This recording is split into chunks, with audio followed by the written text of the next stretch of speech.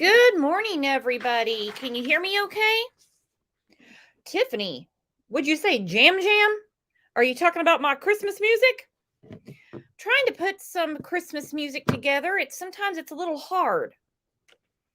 I try to get a different song every morning. In a few days. Thank you, Avi. Avi says you sound great. You sound great. In a few days, we won't be hearing Christmas music anymore. I mean, the countdown is on. What is today? Tuesday, Wednesday, Thursday, Friday. Phew. Some people are actually doing their Christmas on Monday. Some people are doing it on Friday. However you celebrate, you celebrate. But I was in here chatting with you guys when I was getting the show ready. The Arctic blast is coming through. My God, I do not want this. I saw Stacy said they're going to have freezing rain in Georgia. This is a bad thing. When you get freezing precipitation in southern states, it's never good. We don't have the equipment. We're not prepared. It's a mess. A few years ago, my son was stationed at Warner Robins, and they had freezing rain. It was mass hysteria. Like, people did not know what to do. I hope it doesn't happen here, because I think they said Thursday is when this Arctic blast is coming through. I hope there is no precipitation. We don't do well with snow. Ice is awful. You don't want ice. Like, we can handle a tornado. We're okay. We're okay with that. Like, remodel the whole house. We'll do okay. Not the other stuff. Good morning, Ashley. Nana Banana brought coffee.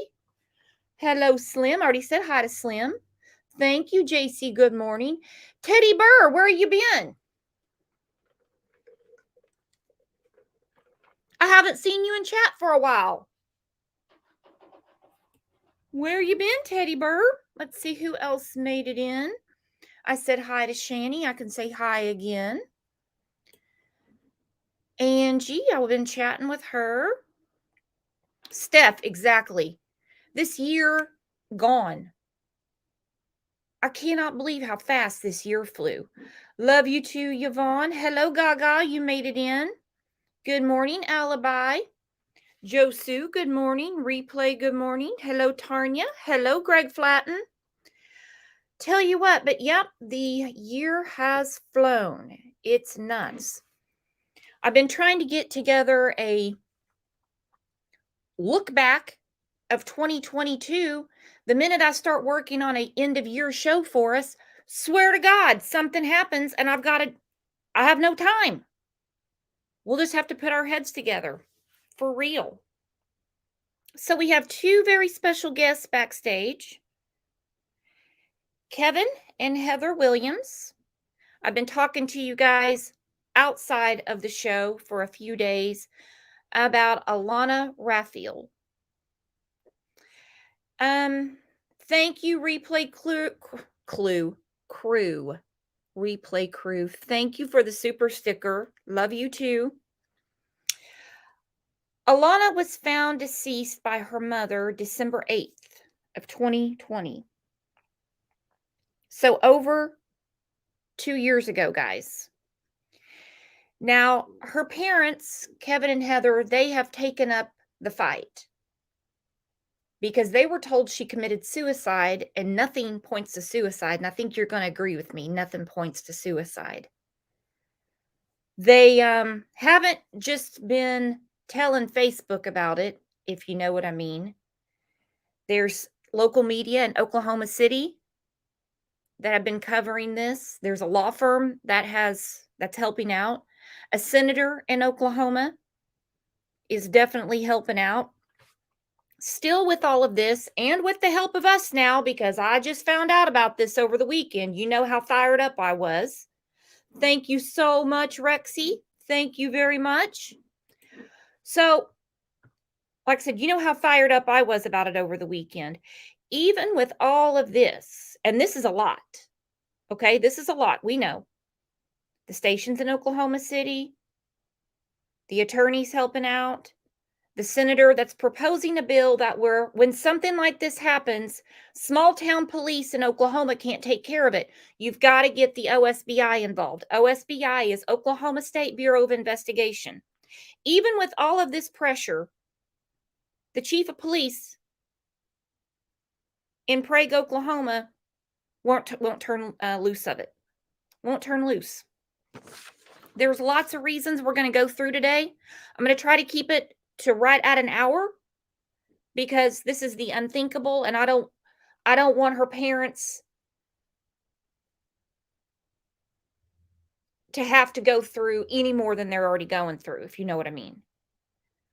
The morning of Alaunna was found, the gun was 8 foot from her. The wound, I'm putting this lightly, guys, was on the left side. She's right-handed. There wasn't much blood, and you'll figure this out as I talk to her parents. Her puppy was left outside.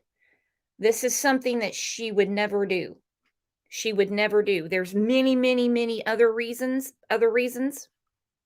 I went through the police report. Some of you went through it with me over the weekend.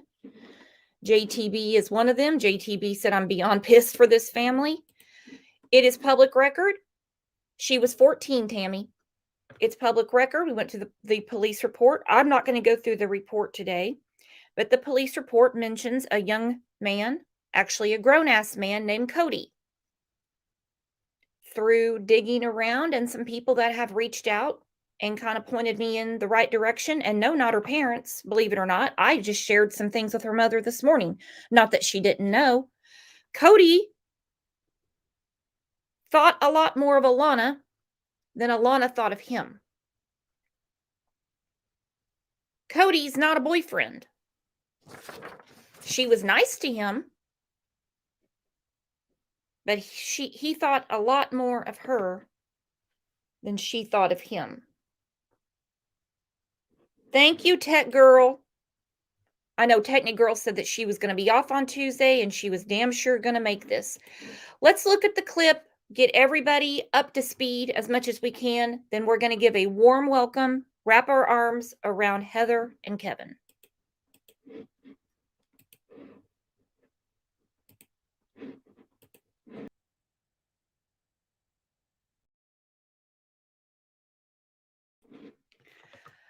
Okay, what do you guys think? What do you all think? That's, believe it or not, what's in that clip is a small part of it. A small part of it. Bruises on her abdomen. The gun not near her. She's not left-handed. Why was Cody in her social media? Why was he saying he knows how to make a murder look like a suicide? Let's bring up Heather and Kevin. They are not on camera, but I promise it is them. So let's give a warm welcome, wrap our arms around Heather and Kevin. Good morning, you guys. Good morning.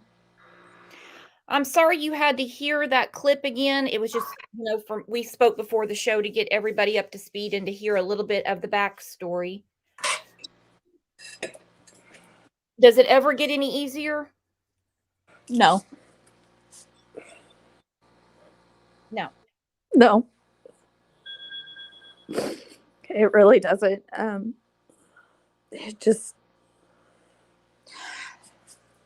We just keep reliving it over and over again. Well, my hat's off to you both because you're making a lot of headway. You're not taking no for an answer. Well, we can't. Because if we take no for an answer, then nothing gets done. And nothing will get done. And nothing will be changed. It's just my opinion, that the chief will not turn this over to the Oklahoma State Bureau of Investigation because he doesn't want it made. Well, he doesn't want to lose his job. I think he just doesn't want people to see the shoddy work. What do you think? Have you had that discussion? We've had that discussion many times, and yeah, we agree. It's probably because they don't want to look like they're incompetent, which they are in a situation like this. There's nobody trained. So I don't know why they would think they could handle a case like this anyway. I'm so glad you brought that up. I have this in my notes. So everybody in chat, I know sometimes we get confused, not you guys because you're super cool, but you know how people talk. This is a small town police department. They don't have a detective on staff. They don't have an investigator. They're basically traffic ticket cops, which are important, don't get me wrong, but you don't if you have a doctor that treats ear infections, you don't have them doing kidney transplants. You know what I mean? They have no business dealing with this. There's no investigator in the entire building.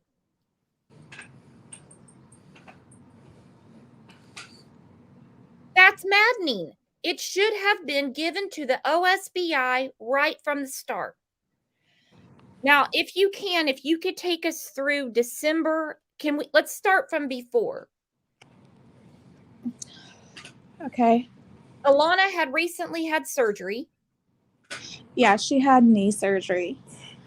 Her kneecap was setting off to the side. She'd hurt herself in cross country. And so she had knee surgery and she was recovering from that. She had finally gotten to where she was off her crutches and stuff, so she was able to walk. When she had her knee surgery, they prescribed her a muscle relaxer. It was Flexeril. Mm-hmm. She took one out of the whole bottle. I mean, she had access to it. She took one. She said, "Mom, I don't like the way these make me feel. They make me tired. I don't like it, and I'm not taking them." So she switched to ibuprofen. And I talked to her doctor, and they got her on an anti-inflammatory medication, and so she didn't have to take the muscle relaxers because she didn't like them. So if she had suicidal tendencies, she had pills. Right.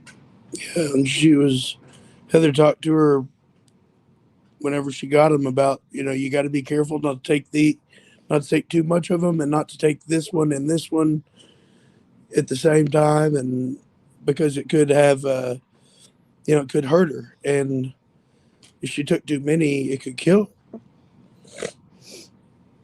So she knew that not that you guys were telling her what to do, but I mean, if she had these tendencies, she had a different way to do it. Right. Yeah, and she had full access to the medicine. I mean, but she knew. I told her the day she got them, I was like, you have to be careful when you take these, because if you take too many, they also prescribed her, it's called promethazine. It's for nausea and stuff after surgery, and it's supposed to help with inflammation too. But she could overdose on that too. And I told her, I was like, you can't take these two together. You have to make sure they're so many hours apart, and everything the doctor told us. And I was like, if you take too many of them, it will kill you. You cannot do that. So she knew. And she wasn't suicidal. Also, she's not left-handed. Right.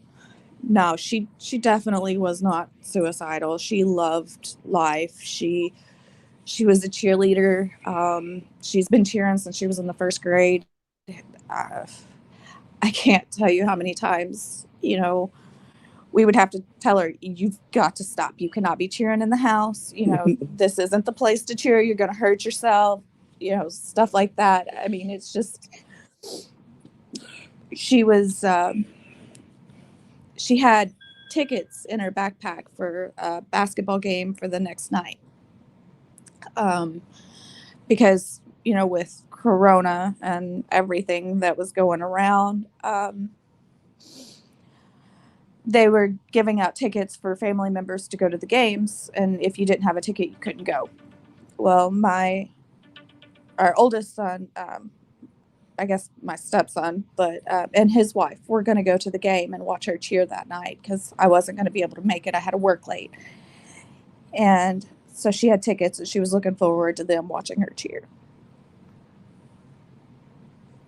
So she had a lot going on. Oh, And yeah. I mean, yeah, I mean, like I said, she's not left-handed. And also, when they asked about the bruising on her abdomen, who hit her in the stomach? We don't know. She That was wasn't even investigated because there's no investigator in Prague, Oklahoma. right. Yeah, and not only that, but they wouldn't reach out. Like, I spoke to every law enforcement agency in the state, and basically they're not going to look into something unless requested by law enforcement. So if Prague wasn't reaching out to anyone for help, the sheriff department, OSBI, DA, no one's really going to look at it unless requested. Not only that, but I mean, to us on the abdomen, it seems like maybe that she was carried over someone's shoulder, and maybe that's where the bruising came from. But Yep. that's just speculation. I don't know. No, that makes perfect sense, and that's what I was thinking too, because of the way that the bruising on the abdomen is. I don't think anything happened in the garage, except that she was No. No. placed there. Yeah, we didn't hear anything. The dogs didn't hear anything. Garage doors left open. She had done her homework for school for the next day. If you're in that state of mind, you're not going to finish your homework. No gunpowder residue test? No gunpowder residue test until it was, I think it was April or May, whenever the Prague Police Department took a piece of a sleeve off of the hoodie that she had on and tested it. And at that point, it had already been washed. Not that anything, I don't feel that anything was done wrong by the funeral home in washing her clothes. They should have never had that opportunity. It shouldn't have been, her body and her clothes should not have been released. Let me clear up the whole funeral home thing. So when the funeral home picked up her body, the director of the funeral home came to me and asked me if I wanted anything.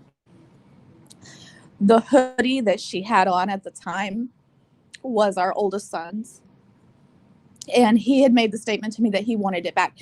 He didn't realize at the time that she was wearing it that day, and so when he told me he wanted his hoodie back that she had, I told the funeral director, yes, we need the hoodie back. So he took it upon himself to help us by washing it so we didn't have to.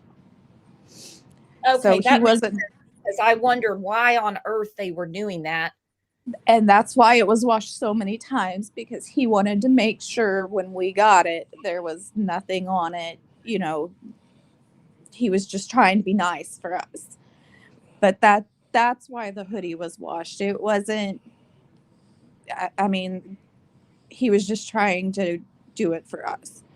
And all in all, everything that was around Heather, on Heather, should have been kept as evidence. Right. Well, and on whenever, Alaunna anyway, for sure. Yeah. Maybe not me, but on her for sure. but this is 2 days after. This is on Thursday the 10th. Whenever the medical examiner called the chief of police and asked if they need to do any further testing or if they can release the body and the clothes.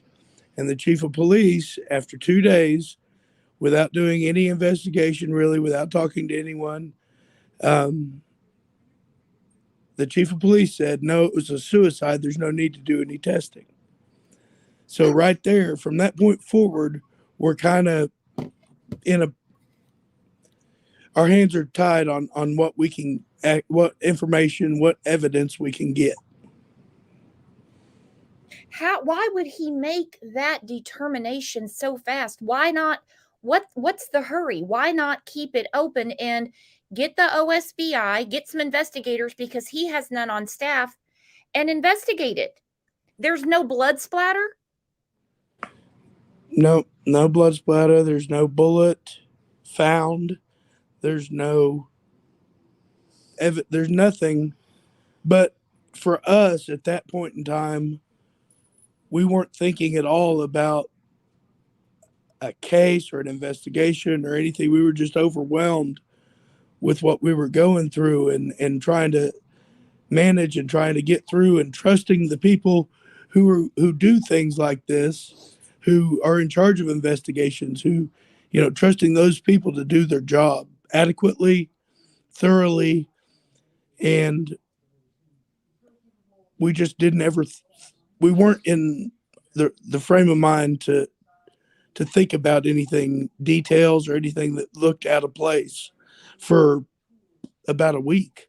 And then we were talking with one another, and it was hard to talk about, but we're just sitting there and started talking to one another about things that seemed wrong, things that didn't make sense.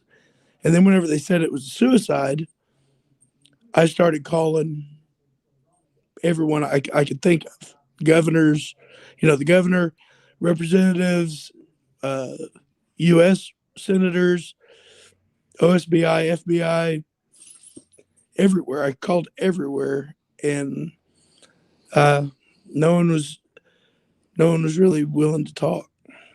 Well, you did nothing wrong, and you shouldn't have been put in that position anyway. How long has the chief been there? Do you know? He was there whenever I was in high school, so he wasn't the chief. He was just a cop, but he was there when I was in high school, so that's 25 years ago. So he needs to retire, and hopefully the next chief takes her file and gets someone else involved. Really. Actually, he needs to do it. I don't know who's going to be able to make him do it. That's the thing. Well, I've talked to the city manager. That's the person who hires. He's the only one that can do anything regarding the chief or the mayor or anything like that. It has to go through the city manager. He's the one that has that authority. And he didn't get that position by being someone who stands up to the powers that be. He got that position because he says yes a lot. The pistol was never sent to OSBI? It was never. I believe it's been sent there now. But I don't know that. I haven't got confirmation of that. We gave, the Prague police in June, whenever they closed the case, gave us the police report. That's whenever we found out all this information that was not done, all these things that were not done. Mm-hmm. And that was June of 21. And immediately I started calling people, and I talked to the DA, and he said they would, come by and listen to us and look at things, and they would take, the evidence and send it off for testing. Well, they never did anything with it. Then almost a year ago, another investigator from the DA's office said that he was going to look at it. And so he got everything together and sent it off in May, I believe, but we still haven't heard anything. So I don't know what's been done. I don't know where anything is. Her phone, tablet, clothes, the pistol, anything. I don't know where any of that is. I don't know what's been done. I'm just trusting that they're doing testing and the OSBI has it, because that's what they've told us. And the OSBI is waiting for them to request their resources. Now, we do have a new U.S. Senator, and that's Mark Wayne Mullins. Yep. And I think him being fresh, I think we can probably get somewhere there. Well, when I spoke so on January 6th, whenever all that crap was going on at the Capitol, that morning, Jim Langford's office called me because I called them the day before, and they called me that morning, and I spoke to them for over an hour. But ultimately, they said, it's not a federal issue currently; it's a state issue. So they directed me, to state attorney general's office, the governor, state representatives, and make those phone calls within the state, because right now it's not a federal issue. So that's what I did. Well, and you did the right thing. And now there's a bill going through the House saying that if you are small town police cannot handle problems like this. If you don't have an investigator on your staff, you've got to find someone. That's what the OSBI is there for. What made them think, when they've never handled a murder before, that they could handle this? Oh, I imagine they've done this many times. I don't imagine this is the first time that the local law enforcement has done this. And that's sad. But, it doesn't come up in our town. So there's maybe a handful of days in a year that really matter what those local police did that day. I mean, aside from DUIs, turn signals, tag lights, stop signs, stuff like that, they don't deal with this. And so whenever they do show up, they just, say whatever, it's a suicide or whatever, and they're done with it. And no one questions it, and it takes a lot, and no one has the energy or determination, or they get frustrated and they give up. And that's just probably the way it's always been done. No one's really questioned them. No one's really kept at it. And so it's still that way. And unfortunately, I don't imagine it's just our community. I imagine it's several communities across the state that have this issue. Across the country, we have a case we've been talking about for a year and a half out of East Tennessee, where the sheriff, Ronnie Lawson, he doesn't want the pit bulls in his cage. He's a Chihuahua. Yep. He doesn't want the big guys looking at what he's been doing. So a 5-year-old little girl, no one's looking for. It's the craziest thing. And now we have what you're going through. You've been going through for over 2 years. I've said the name already, Cody. I don't need to say his last name. I'm not going to go through the police report. If you can answer this, answer it. If you can't, we totally understand. Did they ever have any reaction when, to all of these things about Cody, the social media, him saying he knows how to make a murder look like a suicide, did they have any reaction to these things? So the main officer that looked into the case was Matt Hensley, and he's from our town, and he's the only one that did anything resembling an investigation. His part of the police report is the only part that's more than a few paragraphs. Uh-huh. So he talked to people. He doesn't have the training and the resources and the experience to know exactly what to do, but he knew it wasn't right. It didn't seem right. And he said Cody's stuff didn't add up, but he was pressured to close the case. And so that's what he did. And ultimately that's why he's not on the police force anymore. He quit. He refused to close the case, and he ended up quitting his job in March before they closed. And he said what he told us was the one thing, his primary reason for becoming a cop was to handle things like this for families and make a difference. And when he saw that he wasn't going to be able to do that, he was so frustrated that he just didn't see the point in continuing to do that job. So he stepped away.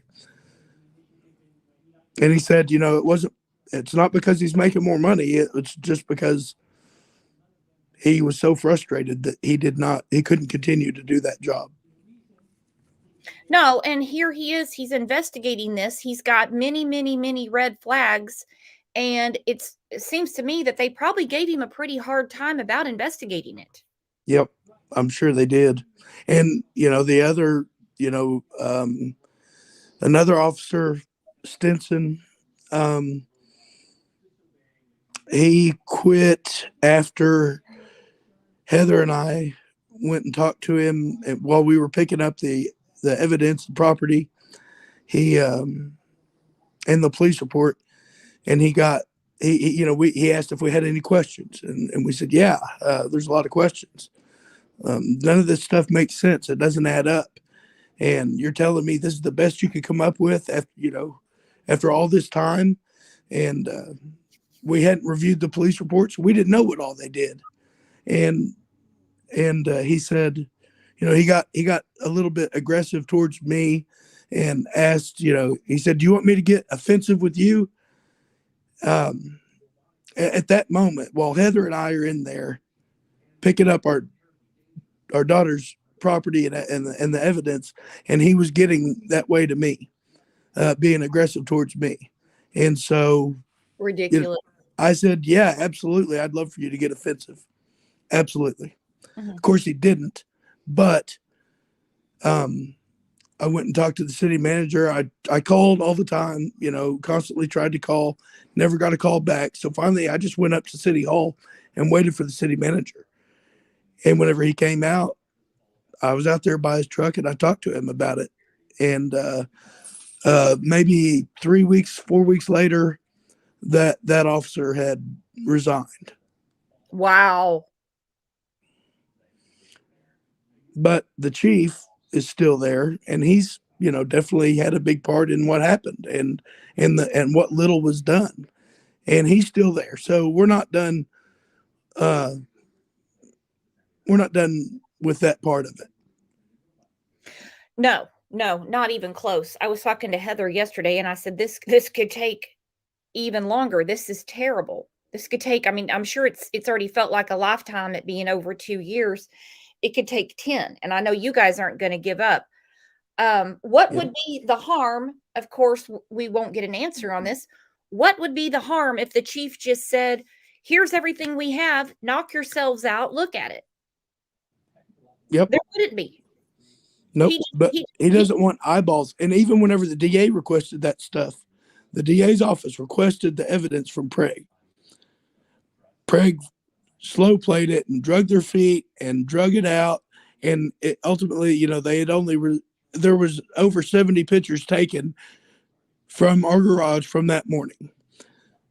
And they only released around 30 pictures to the DA's office. Now, DA is a separate entity. The Prague police do not answer to the DA. However, if they were really interested in justice and seeing this thing all the way through, you'd think they would be forthcoming and eager to help and eager to find a resolution. Yeah. But they're not. They're trying to hide and withhold things. And they wouldn't turn over anything to us, pictures or anything or interviews or anything like that, because they said it was too graphic. And I just said, are you kidding? We were there. We saw it. We were in the garage. We saw what happened. It's not too graphic. We just want to look through it and give this evidence to someone with trained eyes that knows what they're looking at. But they won't turn it over to us. What do they mean when they say that the case is still open? Because the DA's office is still looking into it. Although we can't really tell what they're doing. And maybe that's the way it is. Maybe you just don't know until something is done. But the Prague police is using that reasoning as far, for withholding anything from us and from our attorneys, who have issued subpoenas and court orders and have not gotten anything in return because technically it's still an open investigation. If you can answer this, that's great. If you can't, we understand. What does the death certificate say? Unknown. Oh my God. Well, yeah. The coroner's office has it listed as a suicide, but the death certificate itself said unknown. It takes about 500 hours to be a coroner in Oklahoma. I could be a coroner. A coroner is not a doctor. Unknown. Yep. Manner of death on the medical examiner's report, it says it's a suicide, which is aggravating, and that's something that's a big issue. There's 7 different boxes they could check on that medical examiner's report: natural, suicide, unknown, pending, not assigned, accident, or homicide. To me, if they would check unknown when they don't know, it would make things much simpler and easier. But overturning a medical examiner's cause of death is extremely difficult. And if they overturn one from the law enforcement side of things, if they overturn one, it could call into question all the previous rulings. Absolutely. It would open. And that's why law enforcement, especially the DA, who may have convictions based on some of this information, they are not real eager to get that ruling overturned either, because it could call into question past investigations, convictions, and so it's a lot of work for them. It's a headache. So if the medical examiner just would have put unknown or whatever, or pending, then great, we can work with that. But whenever they say suicide, it makes it very difficult on the families and anyone who's looking at the case.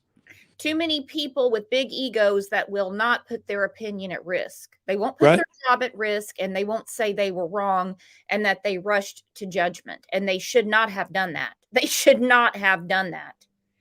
No, I mean, to me, really looking at it, they should have checked me and everyone in the house and Alaunna, and they could have locked the garage and said, you can't go in there.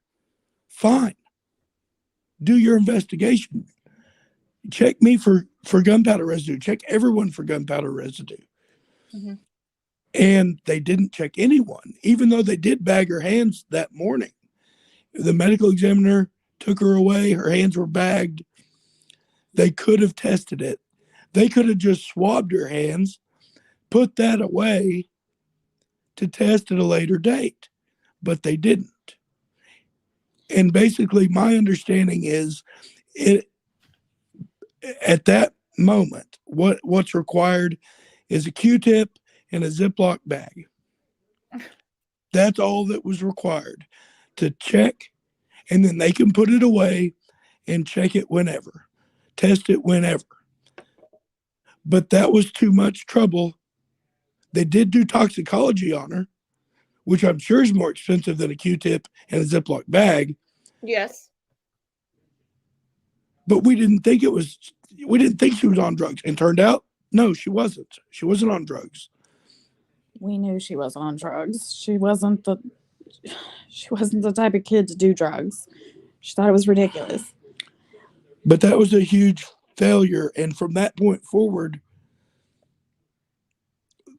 that huge key piece that could definitely say she did not do it, they didn't want to check. She's right-handed. Right? There's no blood splatter. She has bruising on her abdomen. It's a head wound. I'm saying this mildly. And there's hardly any blood.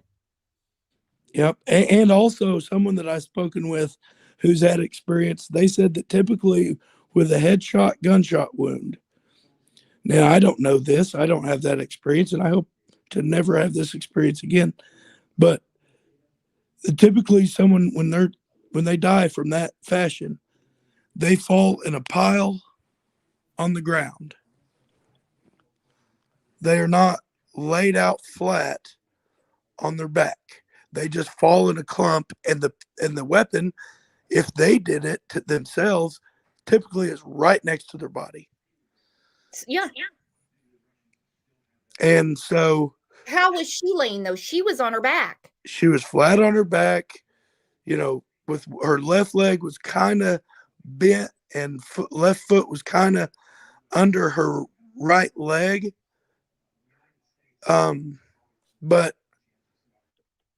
and also now there was a casing there in the garage, one casing, but that was never tested. We don't even know if it came from that pistol. Mm-hmm. We don't even know if that pistol that was in the garage was used. We don't know if it was even fired. Yeah, there was no ballistics or anything done. It sounds like, is it safe to say somebody laid her down in the garage after murdering her? Yeah, that's what the more that we that's the only thing with that, with the bruising and on the back of her head where it was bruised, where she was laying. So maybe if someone goes to put her down, lay her down, and she's top heavy, so she just falls back and they can't slow it down, and so she hits the back of her head, hits, and it bruises. I mean, that's what it seems like to us, but all we have is opinion. We don't have fact, but no one has fact. The They law would if they enforcement doesn't have investigated. fact. They would if they investigated it. That's Yeah, what they do.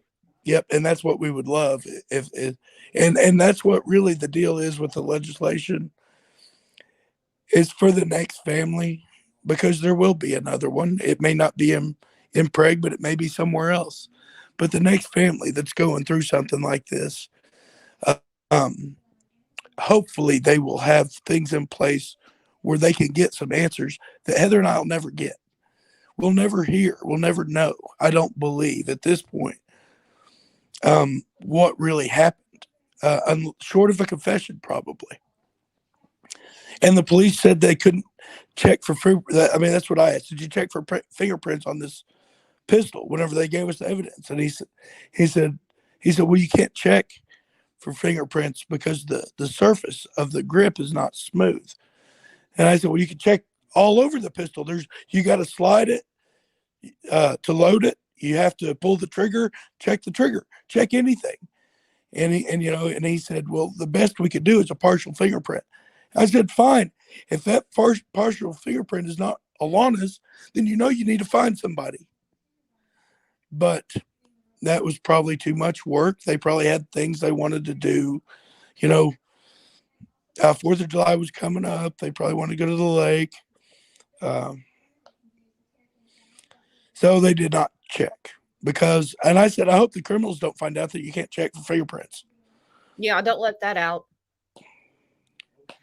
Gaga had a question. She said, I see there have been news reports and all say Prague PD has no one available to speak with the news. Is that not suspicious in its own that not anybody, when this is being spoke about on the Oklahoma City News, you have a state senator proposing a bill that they have nobody available for comment?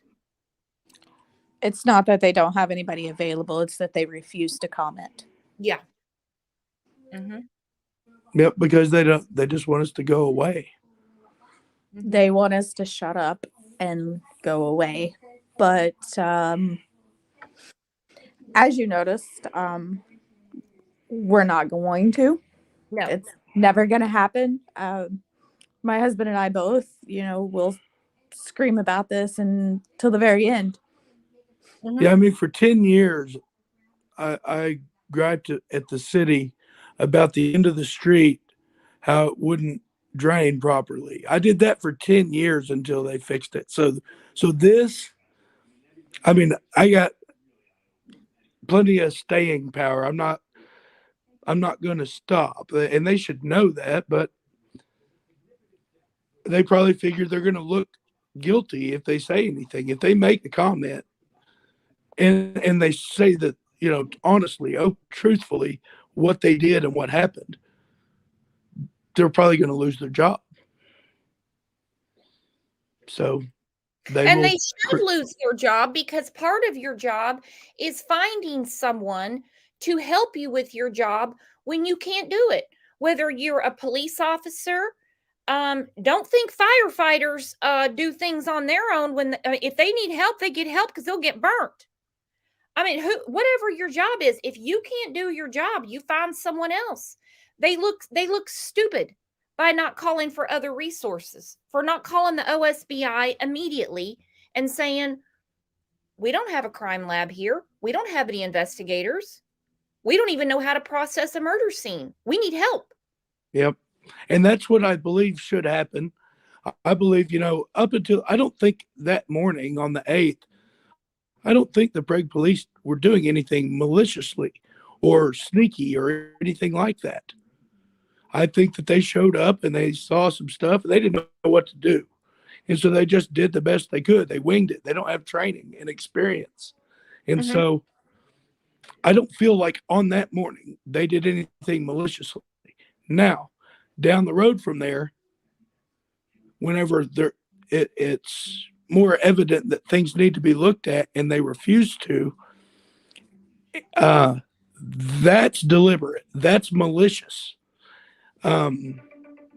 It's self-preservation because they don't want to look foolish and ask other people to come look at what they messed up. But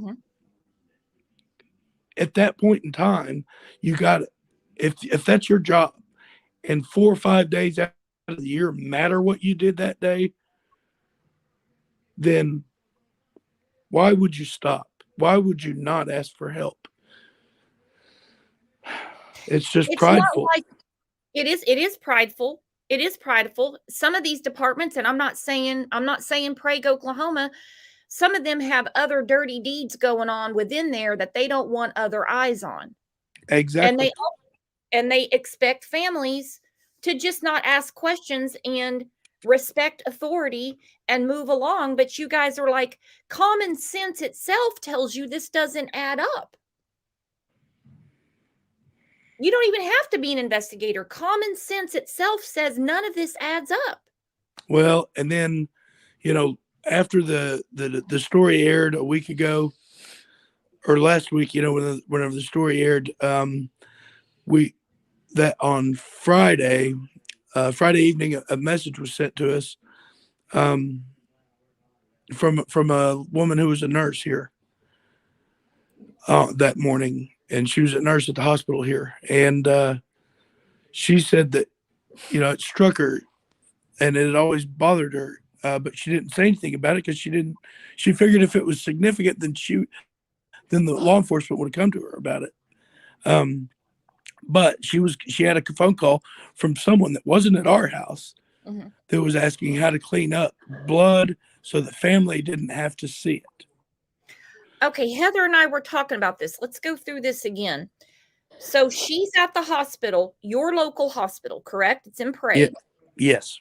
So go through that again, because I want to make sure everybody hears this, because this is suspicious as all get out. Yeah. So there, hospital. Go ahead. So there was a man that she said mid-morning that called into the hospital, and the call got to the nurse's station. I don't know if it was transferred there or if it just rang there directly, but it got to the nurse's station, and that person on the phone asked how to, what they needed to do to clean up blood, and the nurse couldn't remember if they said Alana's name or anything like that, but they asked how to clean up blood so the family didn't have to see it when they got home. Now, we were home. We didn't leave the house that day. We didn't leave the house for several days. But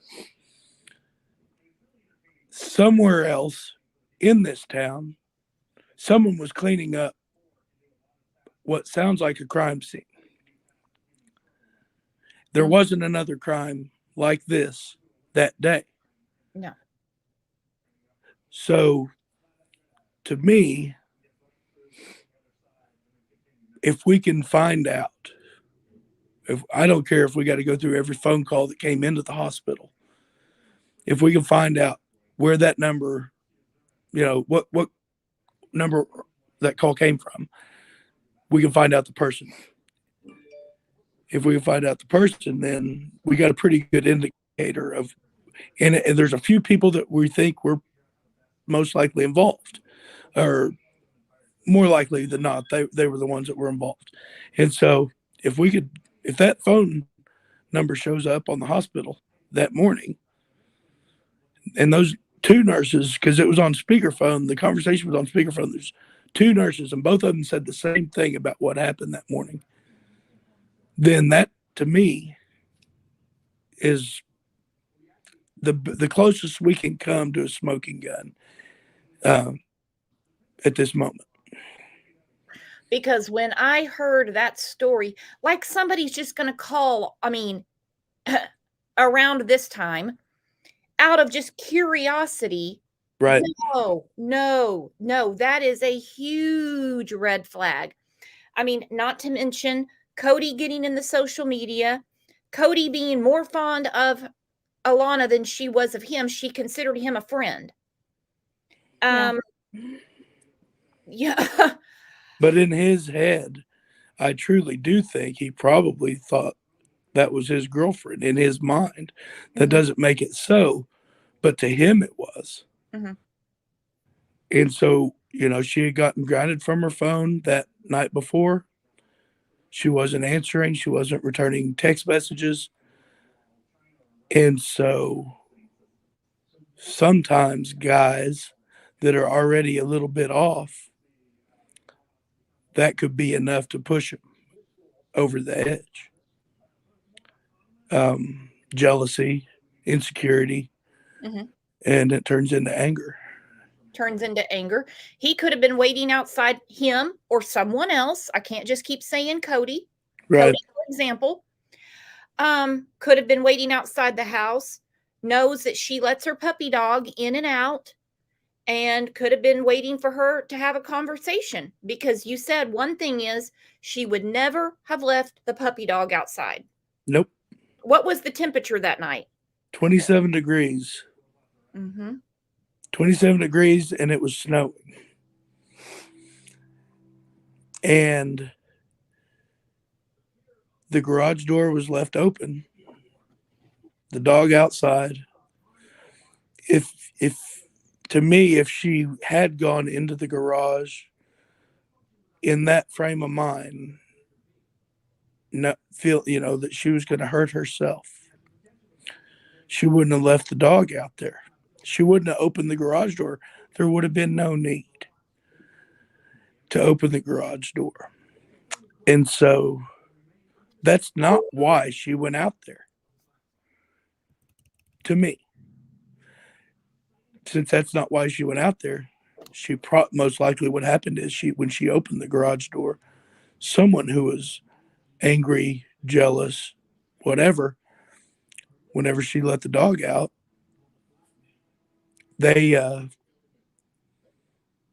asked her to go for a ride or to come talk to them in the car. Yeah, or something like something like that. And they got her away from here and did something and hurt her, shot her, and then brought her back here. And then the next day, maybe they were wanting to clean up a vehicle. Maybe they were cleaning up a home, a garage, a yard. But someone was wanting to clean up evidence. And they called the hospital, and Yep. And the hospital told them to call the police.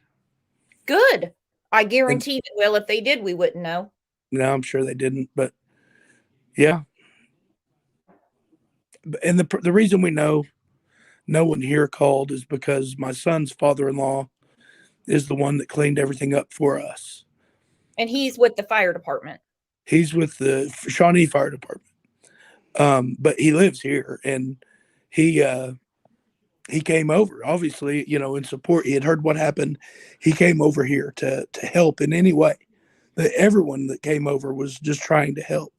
But he came over, and when he got here, the police were outside, and he talked to the police, and asked them, who's going to clean it up.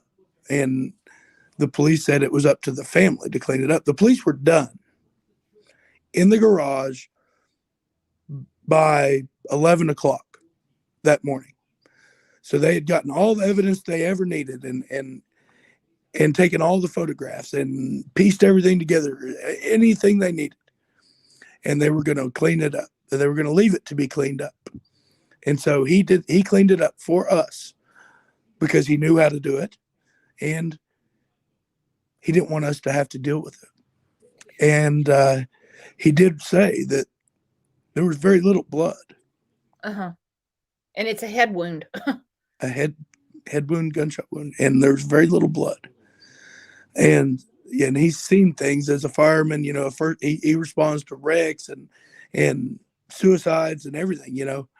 Homicides. He cleans things up. He shows up and he sees things right then. And so he's seen a lot. And for him to say that, we don't have any perspective on it. We don't know what's a lot or a little. And we weren't thinking about any of that at that moment. And for him to say that makes me believe it happened somewhere else. And the person that called the hospital was wanting to clean up a vehicle or a property somewhere. That's exactly what it sounds like. And we already know they're ill-equipped. They tell the family, you have to clean this up yourself. Right. There's places in Oklahoma City that do crime scene cleanup. Tulsa. I think there's one in Muskogee. That is ridiculous to say to you. Whether it's a crime scene or not, that is just it's immoral, it's unethical, it's just flat out mean to say that to a family that you have to clean this up yourself. Well, it definitely shows a little bit of foreshadowing on the level of effort they were going to put in. Oh, well, yeah. That the writing was on the wall with that, correct? Yeah. Right. And we haven't done anything on that wall. The wall on the north side of the house is where, if a bullet exited in the garage, that's where it would have been going towards. There's no hole. There's no anything. How can there not be a bullet hole somewhere? The blood, where'd the blood go? Where'd the blood go? She's right-handed. She's not left-handed. She had access to medication if she truly was suicidal. Women that use guns to kill themselves is so, so, so rare. And from what, now not knowing this at the time, but through looking at it over the last 2 years, finding out information, typically if a female is going to do that, then they shoot themselves in the chest. They don't shoot themselves in the head or face. Mm-mm. Mm-mm. Even however rare it is to us, 2 days later for the police to say definitively this is a suicide. What our issue is, it's very rare for a female to do that, especially a teenage female. It's why would and to not leave a note. That's another thing. Puppy left outside, no note, no nothing. Was there anything on her social media? Nothing. I mean, we can just that's not even a discussion we have. She didn't commit suicide. Right. The big question is, what do we do to get the chief to call the Oklahoma State Bureau of Investigation and say, here's everything we have. Look it over. Yep.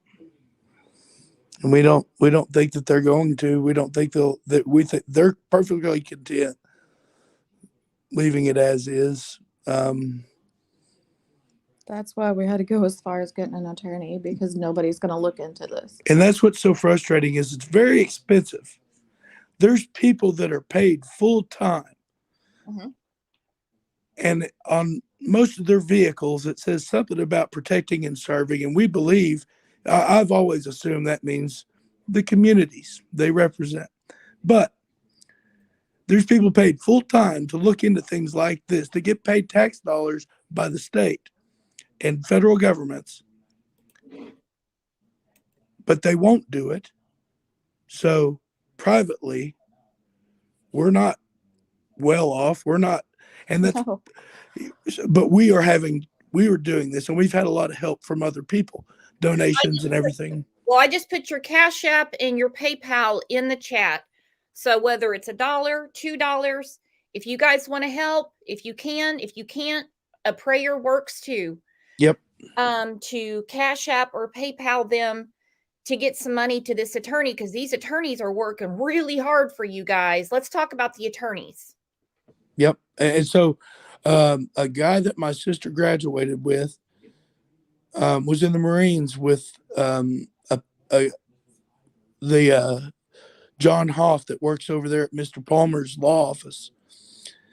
And he shared the story with that John Hoff, and he's very thorough, very diligent. And so he's talking, we've been talking almost daily for 10 months, probably 10 months or so. And they know how to do things legally, that we don't know how to do. The request, the paperwork and everything, we don't understand. We don't have any experience. So they're doing it. And they did it at a greatly discounted rate because they are passionate, but they still have to pay their bills and they still have to take care of their other obligations. And so we're paying them as we can. But it's pretty limited on what we could do. I mean, just to get a subpoena for phone records is $100. Yeah. And to depose a witness is over $2,000. And running forensic tests or checking evidence and doing all the legwork, running around all over the place is very time consuming, and fuel and everything. And so they're working with us, but in order to do things, it costs money. And so we're having to build everything up as we can, as far as evidence, just little things that we can find. And because we don't have the paperwork, we don't have the videotaped interview with Cody or any of the other people that Officer Hensley talked to. Those are all recorded on video, and Craig will not release them. I mean, we can see body language instead of just a transcript, and that might tell us a lot. Checking phones. It's going to cost, if we can ever get his phone, it's going to cost over $500 to get that looked at by someone who knows what they're looking at. They can find things that have been deleted. The location data, all that information, it's very expensive to find, and we're doing it. And that's probably the biggest deterrent for other families that are in these situations, is the time and the dollars involved. And so, we're going to keep going. We're going to keep doing what we're doing. We got time. I got nothing better to do with my time for the rest of my life until we bring this to closure, and then also getting that legislation in place for the families, the next families that are going through these situations, so that they have answers. And that's now, what is the senator saying? I know that you're in communication with his office. How long is it going to take to make this bill a law? So basically, now I don't understand everything about it. It's I just have been looking into it and talking. They've been willing to share information with me. They're not required to, but they do. And so basically, the language is being drafted. People are being brought in from like the Sheriff's Association, OSBI, State Attorney General's office, all these DAs across the state. And they're all being talked to about this stuff because it affects the whole. Oklahoma's largely rural population. It's not a huge, city metropolitan. It's a lot of rural police forces. So a lot of people are affected. So they're bringing them all in, and they're trying to get legislation drafted that's acceptable.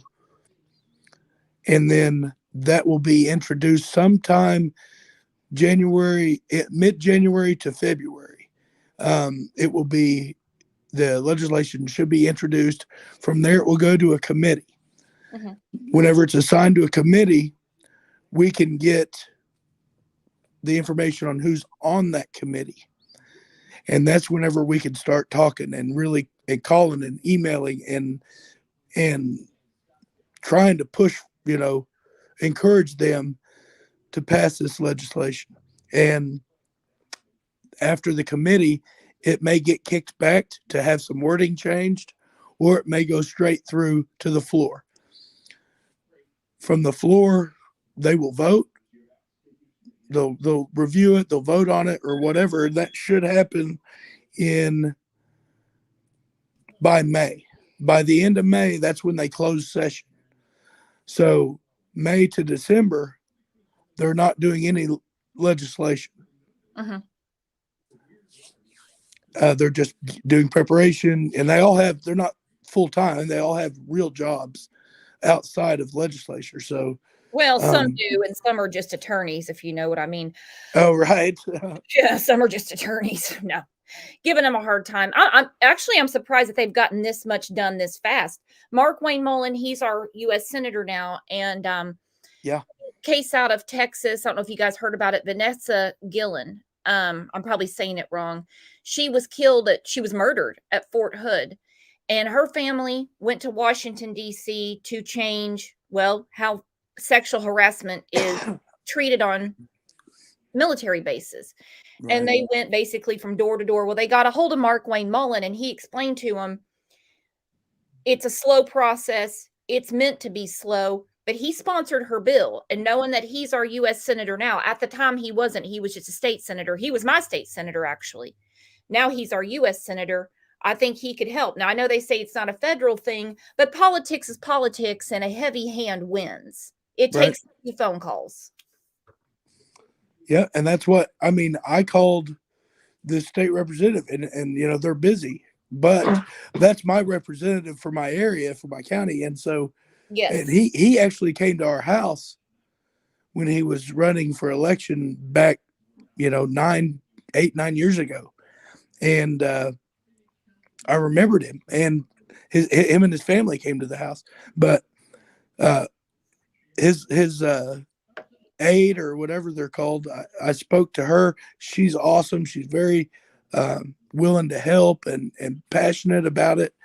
And she said, hey, I've been sending her information since January of 21. And she finally, this past June or July, we had an opportunity to go up there to the Capitol and talk to him. Mm-hmm. And with Representative Wallace and a few other members up there that he thought would be helpful, and so we spoke with them. Then and I try not to bother them. I don't want to be pushy because I know everyone's got stuff going on, but just from time to time I would touch base just to remind them, hey, have you heard anything, or where are we at? Can I do anything? And she called us on December 8th out of nowhere and just said that the legislation is being drafted. The language is being drafted right now. And just hang in there. And she was being very encouraging, and she said, I know it's so hard for you and your family right now. And I don't want to bother you. I don't want to make things harder, but I wanted you to know this. And, that was just amazing to me that she called. And that she took that time, and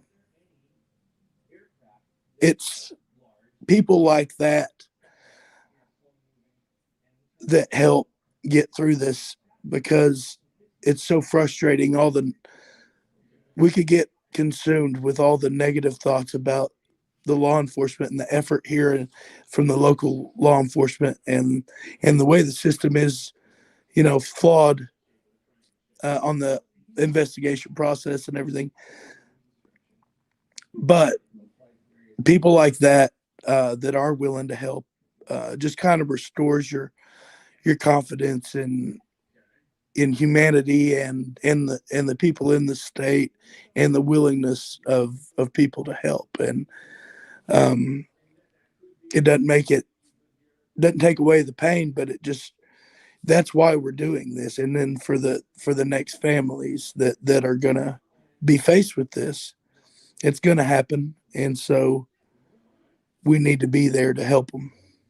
And good wins, good overcomes. And we can't judge the good ones by the bad ones. And that seems to be what happens all the time. Everything gets all encompassed, and they say, "Oh, what's wrong with law enforcement these days?" Well, we're talking about this chief that doesn't want to admit his sloppy work. We're Right. not talking about, all the other ones that would have given it over without even thinking about it. I need help. That's it. Well, like Matt Hensley, uh, There you he, go. Yeah. if it wasn't for him and having that information in the police report when we finally did get it, all the people that he talked to and what the what was talked about during during those interviews, if we didn't have that information, we would have nothing. Um, so just him being willing to look at things and talk to people and help, and he came to the house several times. Whenever we'd hear something, we'd reach out to him. Oh, this he said this. He said, he could kill people and he could get away with it and make it look like suicide. Or he's been getting on her social media and sending messages, terrible messages, to little girls at the school from her social media. And you know, it's people like that are doing it for the right reason. The right reasons. So we need to build those people up, build you up, you and Heather, because you guys have been fighting the good fight. And I'm sure there was times that you probably thought nobody was ever going to listen to you or help you. Oh yeah. Yeah, it was so frustrating. And it, what, for me, selfishly, the way that I looked, the way I felt was, what do these people have to do that is more useful with their time than to help look at this case or help change this system and the investigative process? What better do they? And so I would get frustrated and aggravated. But persistence works. And so, from calling them once a week and emailing them, after about 6 months, we got responses. Mm-hmm. And that was, that was great. That's what, and then from there, we've had little bitty pieces of things that stood out and helped. And those give you inspiration and motivation. It just re-energizes you. And it's not a lot, it's tiny little pieces, but if you could get them all together and make a difference, then that's the best we can hope for. And we're right here with you. We are right here with you. This isn't the only show that we're going to do about Alaunna. We're going to keep continuing to cover this. Now, her parents aren't going to be on every show with us. We're not going to keep putting them through this. But whatever you guys can do to share this, share their story. I've reached out to other creators to cover on their channel as well, because this just can't be swept under the rug because there's a couple of police officers that don't want to admit that they don't know their job or that they're not a detective that we see on TV. There's no detectives in that department. You guys weren't expecting them to solve anything. No. They're not detectives. No. No. Well, we didn't know. The medical examiner, when they showed up, I thought that was like someone, like an investigator or something, because he just had regular clothes on there. So that's what I assumed. I didn't know a medical examiner would show up, but whenever they did show up, that's what I assumed who that person was, and they were coming in to look at things. But then after they left, I found out that was a medical examiner. I was like, well, didn't they have an investigator? I didn't know. I assumed they had someone come in at least from the sheriff's office. But no, that wasn't the case. Nope. It's just so damn frustrating, and it's just maddening, especially when you know that they could put an end to this today, call the OSBI and say, look, I need your help with this. They don't even have to admit the error. They don't even have to admit the error. Just say, we've investigated everything we can investigate on our end. Now we need your help. They don't even have to admit it. They can just move forward now. We know the truth. We know the truth that they can move forward today. It's absolutely ridiculous. Well, I want to tell you guys, thank you so much for sharing your story with us. We're going to continue to cover this on this channel. And like I said, I was telling Heather, other people I've reached out to that they're going to cover on their channel. Well, I'll be sending those links to her. And anything that comes up or anything that you need from us, let us know. We're here. And I know that this is yet another holiday that you have to go through this without your daughter. And I'm very, very, very sorry for that. She would have turned 17 on the 28th of December. Yep. And her birthday's coming up. Oh my gosh. Yeah. She was killed 20 days before her 15th birthday.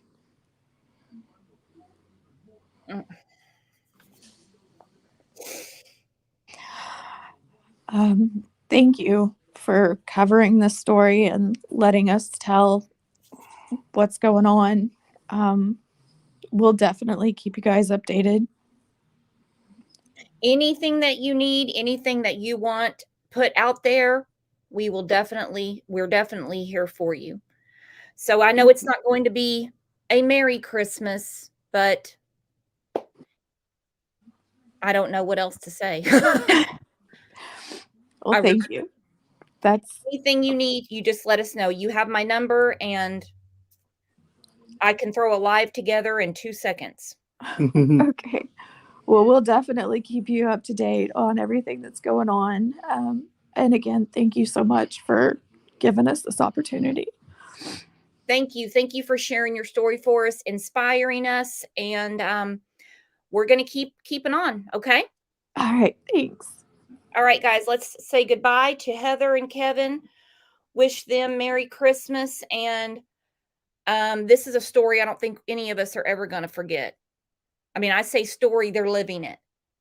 They're living it. This is a nightmare. And like I said, if the chief would just call the OSBI and say, hey, we've gone everything in our toolbox is used up, all of our resources. Granted, it's way, way, way too late, but today would be a good day. Today would be a good day. We might even forgive the bastard for not admitting that he just didn't have the resource. He didn't have what he needed to do the job. Ridiculous. Ridiculous. Thank you, JC. Yes, Kamar, we definitely support this family. All right, guys, I'm going to start closing this down. I don't know about a live for tomorrow. I do have a members live for this afternoon, so check out the members tab. I'll see you in there. Stephanie, exactly. How does someone get away with that? Well, they're not going to get away with that because now there's a bill going through the Oklahoma House saying nobody can do this again. You're a small town department. There's more rural areas in Oklahoma than there are cities. You got Oklahoma City and Tulsa.